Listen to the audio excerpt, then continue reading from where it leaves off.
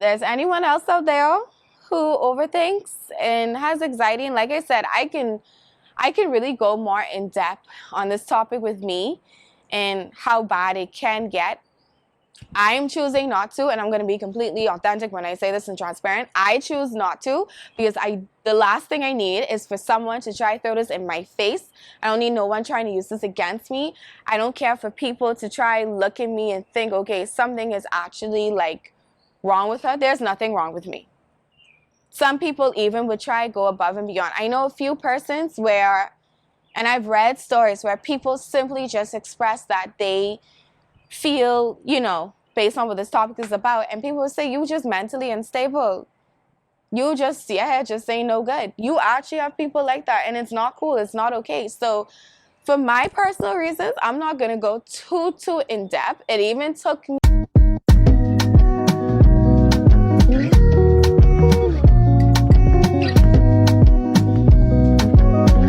Hi guys, how are you? Welcome back to the channel. So this is part 2 of an anxious tale. If you have not, this wasp just flew by my wire, and I'm praying to God that it doesn't fly near me because I will cry. But anyway, if you haven't already, make sure you like, subscribe, and turn on your post notifications so you're notified every time that a new video comes up. I am trying to get to 100 followers by August 26th, which is my birthday, which is in like 3 months, and I'm so excited because y'all know I get excited for my Earth Day. I usually try not to say birthday, but Earth Day. So let's get into this video. So y'all knew about part 1, and I gave you like a whole intro of when I started my overthinking, my anxiety, and the whole 9 yards of how I have basically realized that now my adult life, it's kind of increased and it's kind of gotten a little worse. Well, here's part 2. And to be honest with you, I want to say that it's like with my overthinking, it feels like I'm on a battlefield. Like everything that I could describe that happened to me, it's like I'm on a battlefield.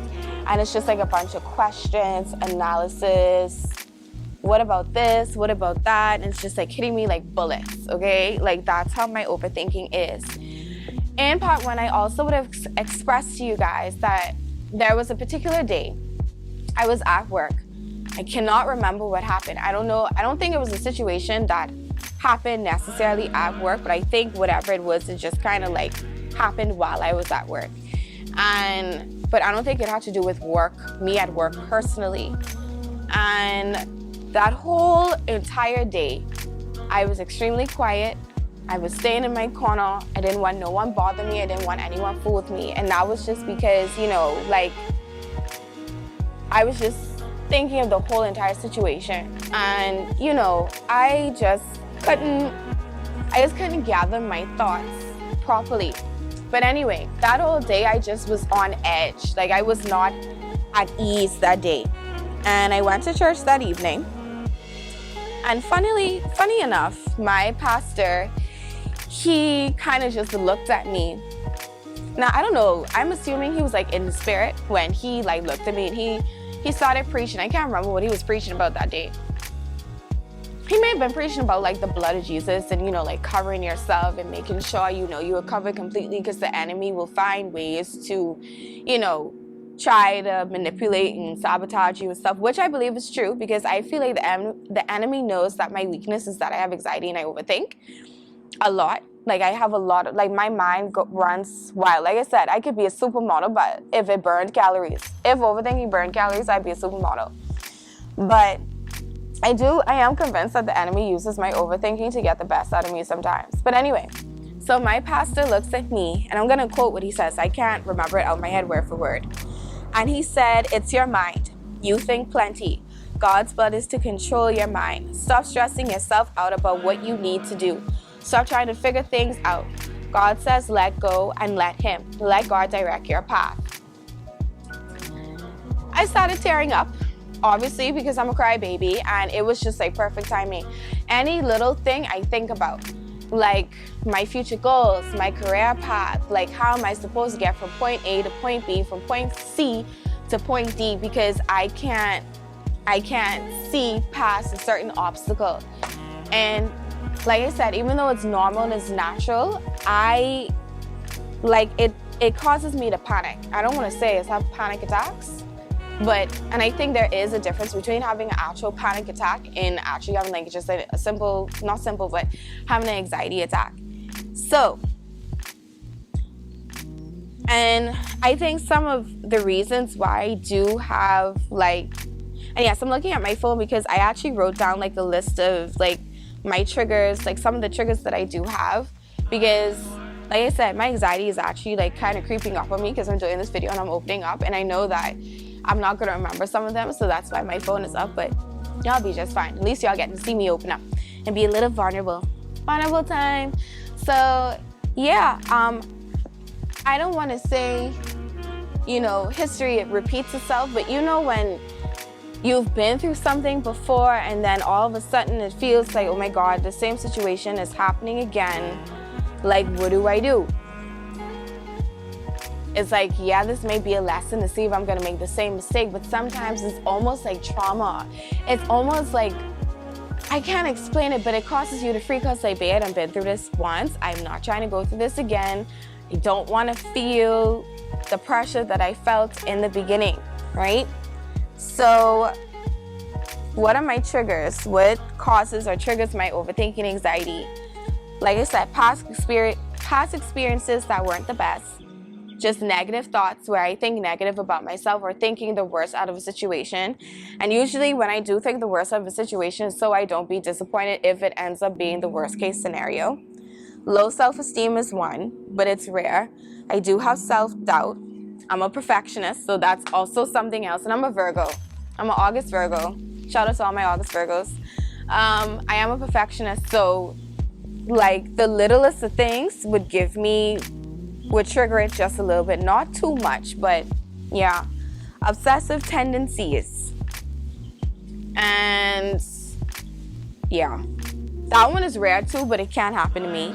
Bringing up the past, something I don't like to talk about. So if something has happened in the past and someone decides to bring it back up, or even if it's intentional, non-intentional, it kind of causes my anxiety because it's like, babe, I'm trying my best to move on from the situation, or if I've already moved on from the situation, why are you bringing it back up? Or you may have a question that you really want to know, but it's like, okay, I really don't want to talk about this, and now like I'm like, I don't want to deal with it. Opinions of others and specific words or phrases such as I have a question or I need to talk to you.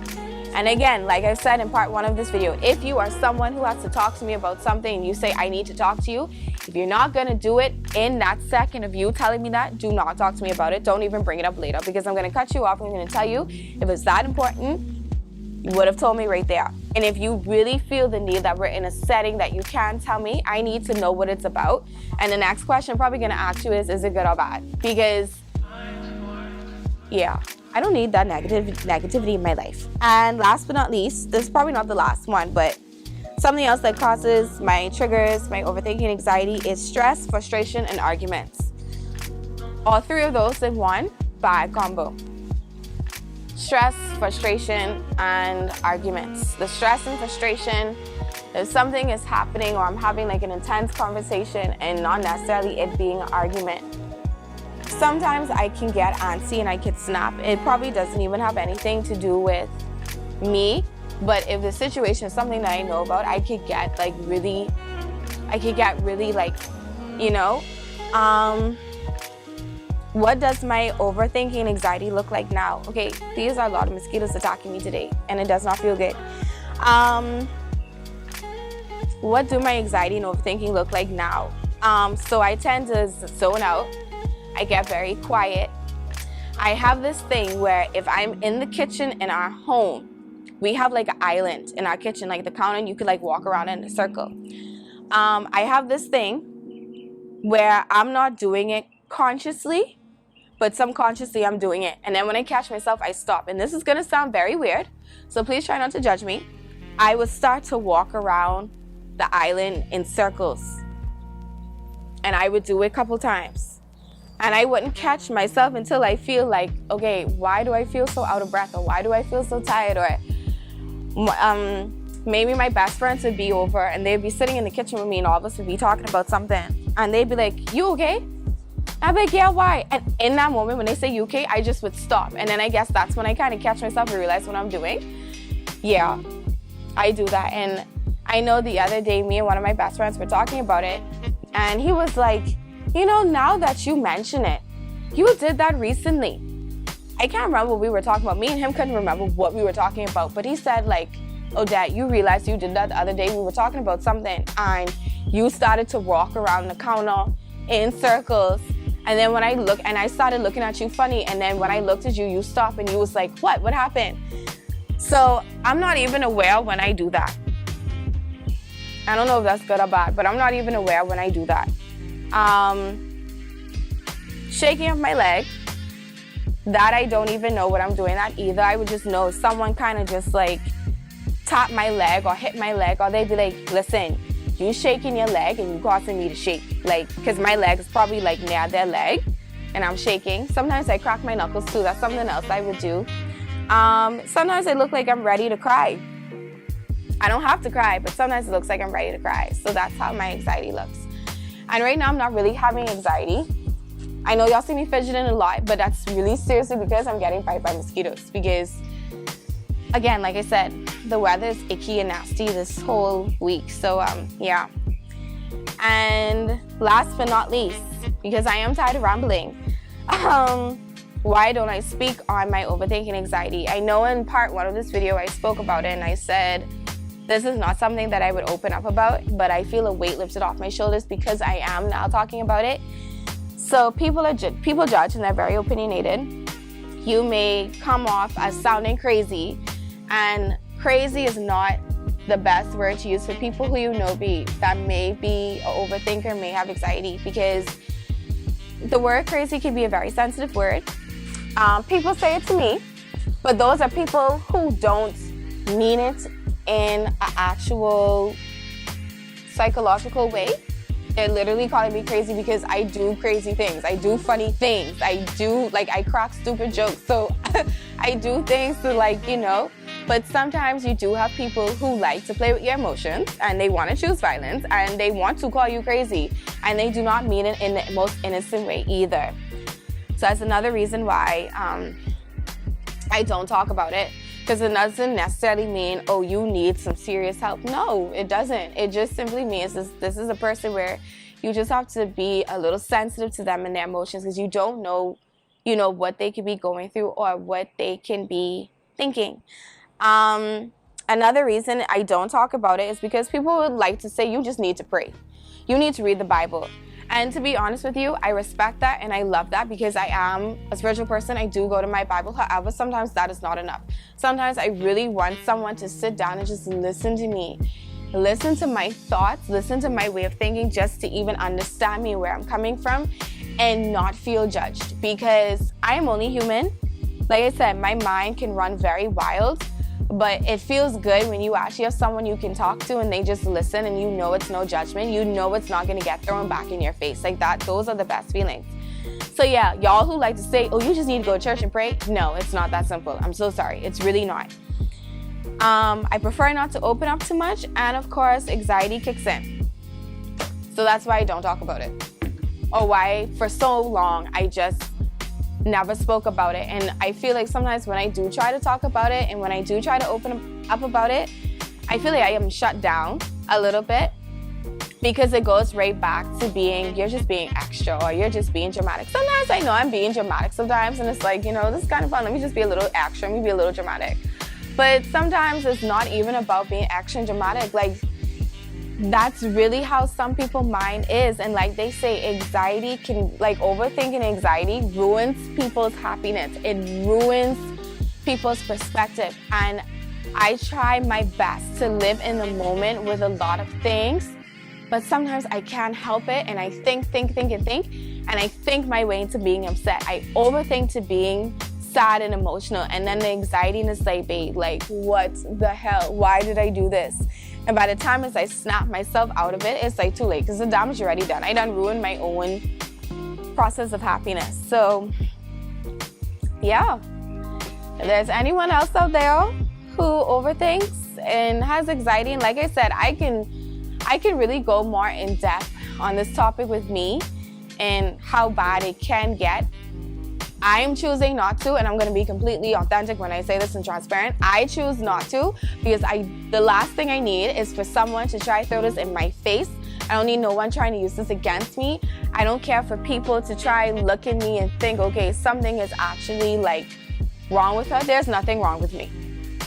Some people even would try to go above and beyond. I know a few persons where, and I've read stories where people simply just express that they feel, you know, based on what this topic is about, and people will say, you just mentally unstable. You just, just ain't no good. You actually have people like that, and it's not cool, it's not okay. So for my personal reasons, I'm not gonna go too in depth. It even took me a minute to just write about this on my website at www.bloomingwithazalea.com, because you can't go on my website and read about it. Just had to put that in there. But it even took me a while to just write about it and to just even speak about it, to even just open up about it, because people just like to judge. And I know people say, oh, you shouldn't listen to what people have to say. You shouldn't care what anyone thinks about you. But the truth is, the kind of individual I am, I do care to some extent. And I don't need anyone trying to cross no line, trying to cross no boundary with me, trying to say whatever they want, because that's when it's kind of like, okay, you trying to test me, you want me to choose violence. I don't want to choose violence, so I'm just gonna walk away. So for my own personal reasons, I'm still not fully opening up. I'm opening up enough for you guys to know, like, hey, your favorite flower, Azalea, does have these moments where she overthinks. And, you know, I did post a photo on my Instagram early in the week. Oh, look at this wasp. Please do not sting me. I did make a post on Instagram. It was a photo of me like sitting like on a cliff. And I think I opened up about the overthinking, and one of my friends messaged me and they were like, hey, go on YouTube. Well, first they were supposed to bring me a book. I don't know when they're gonna bring the book for me to read. But the other thing they did say to do was just try to meditate, listen to calm, breathing music, and just be one with the silencing of your mind, like ease your mind and calm your mind. And then there are also apparently there are some videos on YouTube that help with trying to relax your mind, I guess, Zen mood. I'm not trying to do no yoga, but just to, you know, breathe and calm down and, you know, just calm your mind. I've tried it. Maybe I was too distracted. Maybe because my environment wasn't like the best environment to do it, but I probably need to try get back into it, and maybe it will help. Maybe it'll actually do something. So yeah. It's okay if your mind is the kind that runs wild. It's okay if it runs marathons. It's just who you are as a person. There's nothing wrong with you. I don't want you to think that there's anything wrong with you. You simply just have a unique mind. I have a unique mind. I've been told my mind's very peculiar because of the way that I think, the way I come up with scenarios, the way I analyze things. So just think of yourself like that. You're not crazy. There's nothing wrong with you. I mean, I'm not a doctor, I'm not a psychologist, I'm not a therapist, I'm none of those things. I have a certification in life coaching, but you know, there's nothing wrong with you. There's nothing wrong with me, there's nothing wrong with you. You just have a unique mind. You've gone through things. Sometimes for some people, you just simply have gone through a lot, and you've gone through enough that any little thing can set it off and trigger it. So, like I said, it's okay if you overthink. If you decide to open up about it, open up about it. If you decide to keep that part of you closed off and you don't want to face the reality of it, that's also completely fine. I chose to do it because I've realized that there are a lot of you who, you know, you guys watch my stories, you watch my highlights, you see me post certain things, and I know sometimes it raises the question like, I wonder how deep a deep mind can get. How deep does a deep mind get? How deep does it get as being Azalea, as being a blogger? It gets very deep. You would be amazed at how deep my mind can go, and that is something else I don't talk about because that's just like the secret life of me, the secret part of me. My mind can go very deep. I actually have exceeded my own expectations in a good way of how deep my mind can go. It can go very deep. Like, I'm not a surface person. Like, I am very level-headed, but I think very deeply. if I was to meet you in person and we sat down and have this conversation, the same thing I'm saying in this video, I probably would say to you in person. And our conversation, depending on the kind of person you are, our conversation can probably get just as deep as you want with your mind. But, you know, as I said before, I drew a line of how far I'm gonna take this conversation, this video, just because there are people who are very insensitive. People would look for things to, you know, try to just make you out to be a person you're not. And to those people who do, screw y'all, sorry to say. But for the rest of y'all, thank you for being so kind and opening up and understanding where I'm coming from. I'm tired of rambling, I'm tired of talking. So to all my overthinkers, have a great day. To all my bloomers, have an amazing day. Please do not choose violence. Make sure you like this video, share this video, turn on your post notifications, subscribe to my YouTube channel. If you want to read more about this blog post, you can head over to my website at bloomingwithazalea.com. Click on the tab that says Azalea's blog and you can read all about it. And I will see you all in my next video because I'm getting bite up alive. I'm getting eaten alive by these mosquitoes and it's starting to hurt. So I will see you all later. Bye, guys.